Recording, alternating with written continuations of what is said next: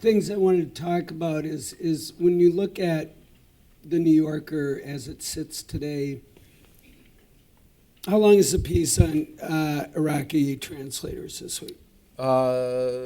16,000 words. Okay, so it's a big, huge heave. And then if you look elsewhere, In a nice way, of course.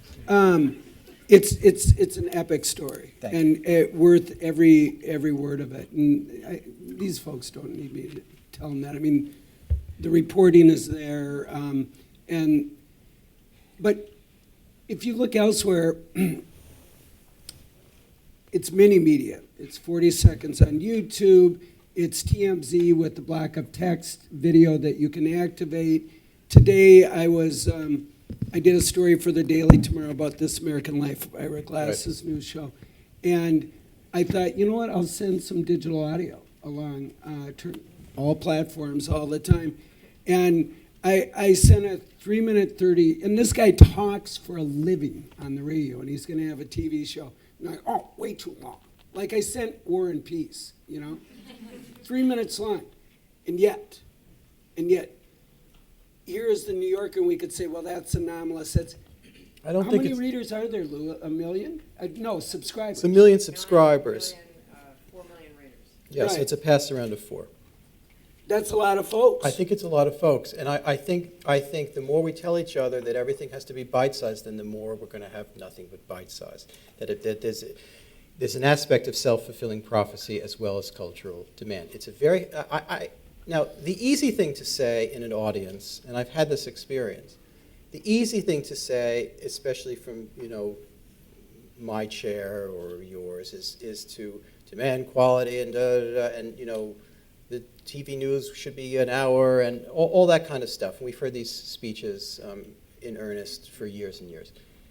The harder thing to make sense of is what people want and what they say they want and what they actually want. And a greater riddle is an example like CNN. We get back to the New Yorker in a second. And here you come in for trouble. This happened to me at Stanford once. When CNN is just doing the news, the way you and I think of the news, and the kind of standard, Ahmadinejad this, Putin that, Bush that, the ratings are horrible. Yes, they are. And when they have Anna Nicole Smith and what you and I would call the tabloid narratives of the moment that tend to stretch over a period of weeks, that killing in the Bahamas somewhere or Bermuda, wherever the hell it was, Right. Larry King, hard as it is to remember, not that he was ever, brilliant, but he used to have newsmakers on all the time. Right. Now he has psychics. Right. And his ratings are higher. So this is a harder thing for us to cope with in polite discussion about the news when we're supposed to be noble, and the consumer is never wrong.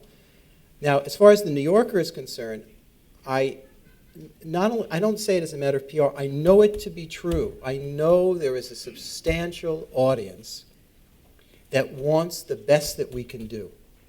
They don't want their needs to be anticipated or guessed at or bite-sized. They want to be surprised. They want to learn. They want to be amused. They want to be moved. And what they're saying to me, the message I get, not that I ever ask, is we're in your hands. This is the thing that you do as a creative thing, as a journalistic thing. Surprise me. Now, this week it's 15, 16, 17,000 words on what the hell, not that we haven't written about Iraq before, but what we're going to do about these many thousands of Iraqis who not only welcomed this invasion, but worked on behalf of the United States and its military and journalists and all the rest. Is it going to be a repetition of Saigon and all the rest? Next week, we could just as easily have a profile that long or maybe shorter of, I don't know, something completely out of the stream of the news. Watching, saute cooking. You bet.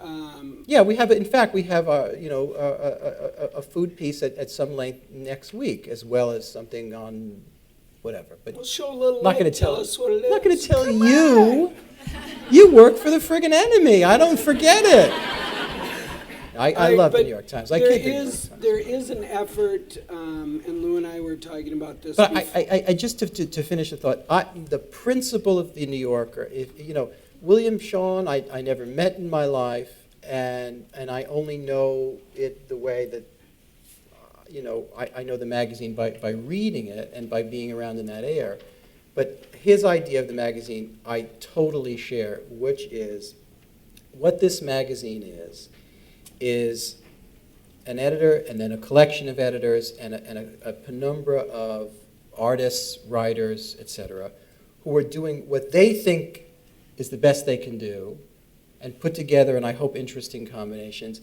And we hope you like it too. We don't have a focus group. I know in my heart that the thing that's consumed completely by our readers and first and quickly is the cartoons. But if I followed that out to its logical extreme, I'd publish a cartoon book every week. Do I know that a lot of our readers are probably going to read part of the Iraq piece, or maybe not quite get to it, or say they'll take it with them on the shuttle or the flight? Yeah, I know a lot of that happens.